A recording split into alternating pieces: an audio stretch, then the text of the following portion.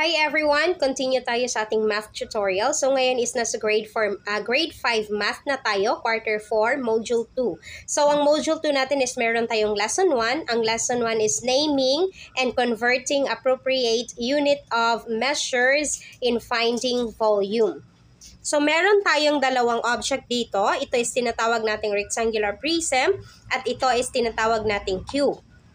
Para mapangalanan ng tama ang unit of measure na ginamit sa pag-measure ng volume ng mga 3-dimensional object, dapat alam natin kung anong unit measure ang ginamit sa pag-measure ng length, ng width, at ng height.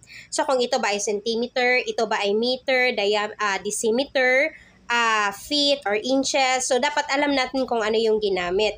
Itong mga figures natin is tinatawag nating 3-dimensional figures or meron silang length, merong width, at merong height. So, sa pagkuha ng volume ng mga figure na to is simply multiply natin ang kanilang length, ang width, at ang kanilang height.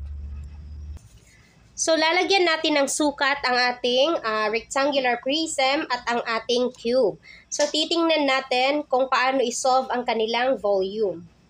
Again, sa pag-solve ng kanilang volume is equal to length times width times height. So, volume is equal to length times width times height. So, meron tayong rectangular prism dito. Ang kanyang length is 10 cm. Ang kanyang width is 5 cm at ang kanyang height is 4 cm. So, isolve natin ang volume kung ano yung volume ng ating rectangular prism. So, volume is equal to length. Ang length niya is 10 cm. Multiplied by the width. Ang width niya is 5 cm. And then multiplied by the height, ang height is 4 cm. So, i-multiply lang natin. 10 times 5 is equal to 50. Centimeter times centimeter is equal to centimeter squared, or i-add nyo lang ang kanilang exponent. So, 1 centimeter at 1 centimeter is equal to centimeter squared times 4 centimeter. So, 50 times 4 is equal to 200. And then, centimeter squared times centimeter. So, 2 plus 1 is equal to cubic centimeter. So, ang volume ng ating rectangular prism kung saan meron siyang length na 10 cm, merong height na 4 cm, at merong width na 5 cm, ang kanyang volume is 200 cubic centimeter. Ang pagbasa nito is uunahin natin ng exponent, cubic centimeter, hindi centimeter cube or hindi centimeter cubic. So, cubic centimeter ang pagkabasa niya. Meron naman tayong sukat sa ating cube. So, ang kanyang side is 12 feet, 12 feet, 12 feet. Or, ang kanyang volume is equal to side cube, or ang kanyang side i-multiply mo sa kanyang sarili 3 times, or same lang sa length times width times height. So, i-multiply mo lang silang tatlo. So, i-solve natin ang volume ng ating cube. Ano yung size ng kanyang side? 12 feet. So, 12 feet cube. Or, this simply means 12 feet times 12 feet times 12 feet. Okay? So, i-multiply natin. 12 feet times 12 feet is equal to 144 feet. 1 plus 1 squared times 12 feet. So, 144 times 12 is equal to 1,728 cubic feet. Kasi 2 plus 1 is equal to 3. So, ang volume ng ating cube kung saan merong 12 feet na side is 1,728 cubic feet. Okay? So, ano yung application ng ating mga examples? Meaning, converting appropriate unit of measures in finding the volume. Kapag volume yung pinag-uusapan, of course, ang sagot natin is laging naka-cubic or laging naka-cube ang kanyang exponent. Continue tayo sa ating lesson about grade 5 math, quarter 4, module 2, lesson 2. So, lesson 2 na tayo. That is converting cubic centimeter to cubic meter and vice versa. Meron tayong example dito. A rectangular swimming pool contain 3 million cubic centimeter of water when full. How many cubic meter of water does it contain when it's full? So, ang given natin is 3 million cubic centimeter na water. I-convert natin siya into cubic meter. So, paano natin siya i-convert? Alam naman natin na ang value ng ating 1 meter is equal to 100 centimeter. I-convert natin ang cubic centimeter to cubic meter. So, meron na tayong given dito na ang 1 meter natin is equal to 100 centimeter. So, ipagpalagay natin na 100 centimeter is equal to our 1 meter. Pero take note na naka-cube tayo. So, cube ang ating exponent or 3. So, ibig sabihin, ang ating 100 centimeter is gagawin natin siyang 100 centimeter times 100 centimeter times 100 centimeter. Kasi centimeter times centimeter times centimeter is equal to cubic centimeter. So, kaya naging 100 centimeter times 100 centimeter times 100 centimeter. Again, cubic centimeter. Ang 1 meter is equal to 100 centimeter. Tapos naka-cube tayo. So, ang gagawin natin is ang 100 centimeter i-multiply natin ng 3 beses kasi naka-cube tayo. So, 100 centimeter times 100 centimeter times 100 centimeter. So, ganun din ang gagawin natin kay 1 meter kasi si meter is naka-cube din siya. So, equals 1 meter. I-multiply din natin ng 3 beses si 1 meter. 1 meter times 1 meter kasi naka-cube din ang meter natin dito. So, 100 centimeter times 100 centimeter times 100 centimeter is equal to 1 million.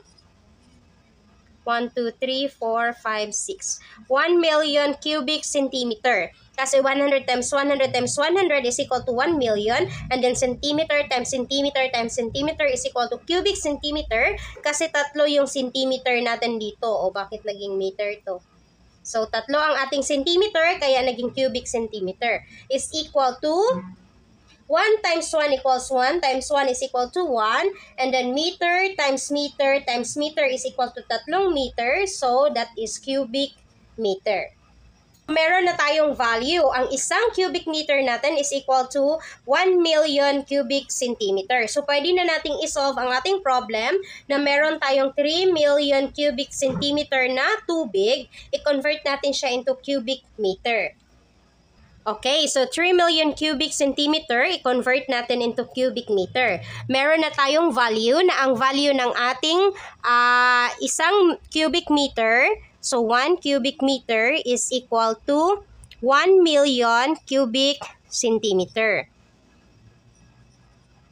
Cubic centimeter, ayan.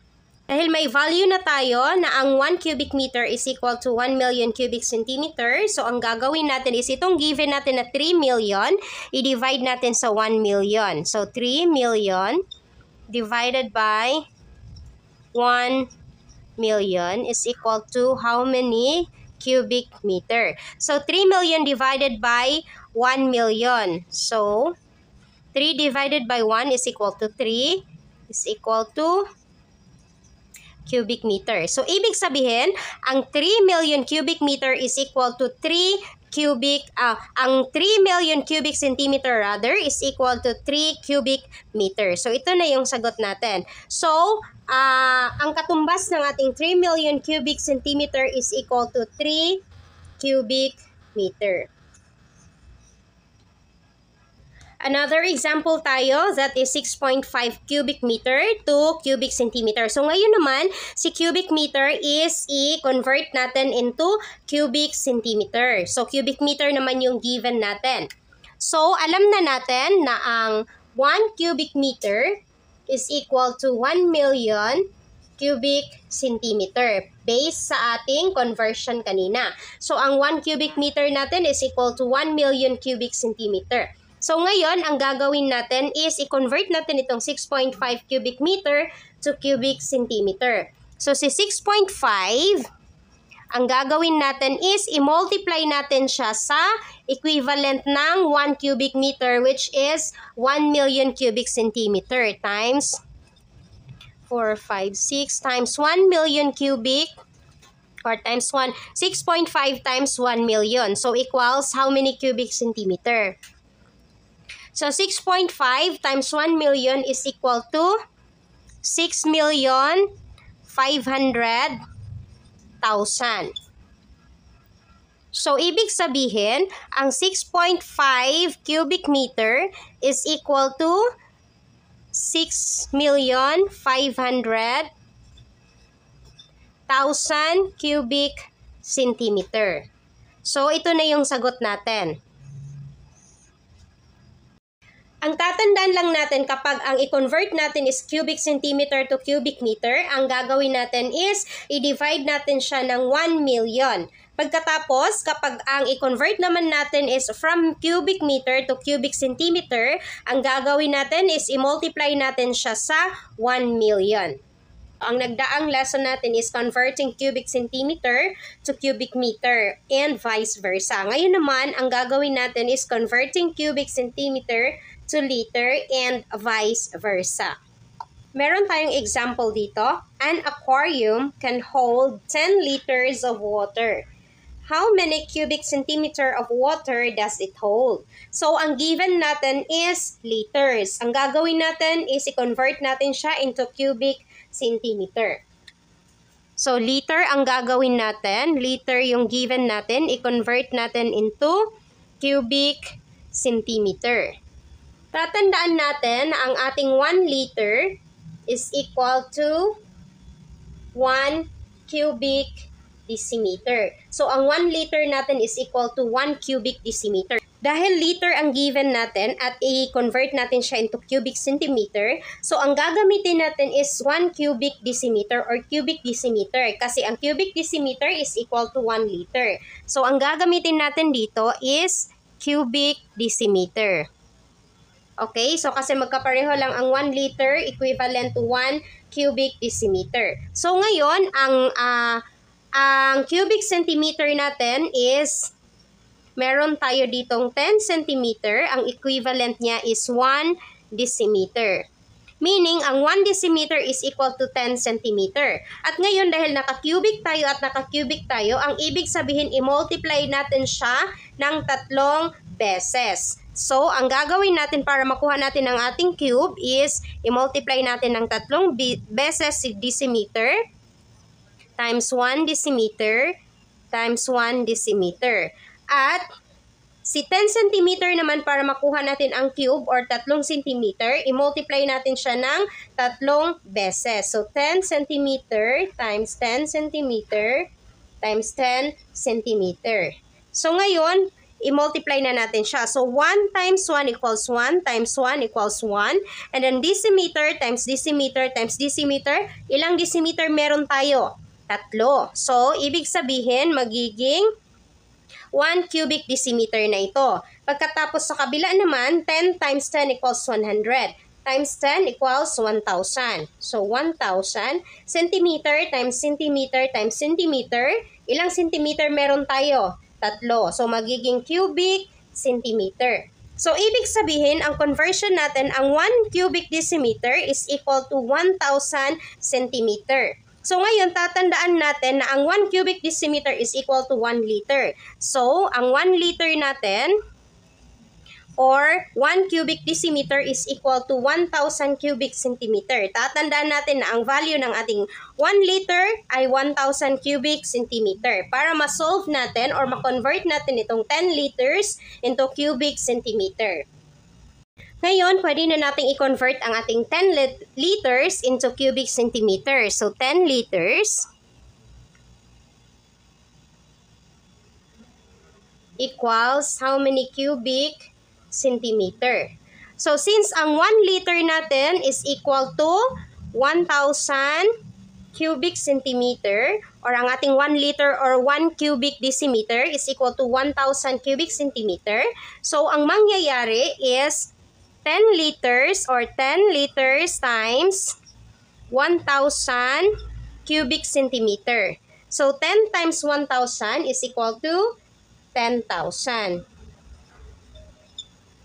Again, balikan natin para maintindihan natin. Ang 10 liters is i-convert natin into cubic centimeter. So, alam na natin na ang 1 liter ay merong equivalent na 1,000 cubic centimeter. So, para ma-convert natin ang ating 10 liters into cubic centimeter, i-multiply natin ang ating 10 liters sa value ng 1 liter, which is 1,000 cubic centimeter. So, 10, that's why 10 times 1,000 is equal to 10,000.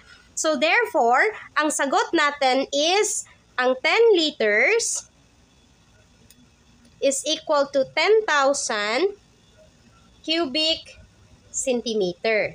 So, ito na yung sagot natin na ang equivalent ng ating 10 liters na water na ma-hold ng aquarium is equal to 10,000 cubic centimeter. Another example tayo. So, cubic centimeter naman, i-convert natin into liters. Meron tayong given dito, 45,000 cubic centimeter, gawin nating liters. So, again, ang value ng ating 1 liter is equal to 1,000 cubic centimeter. So, ngayon, ang gagawin natin, 45,000, i-divide natin sa 1,000 or itong value ng ating 1 liter.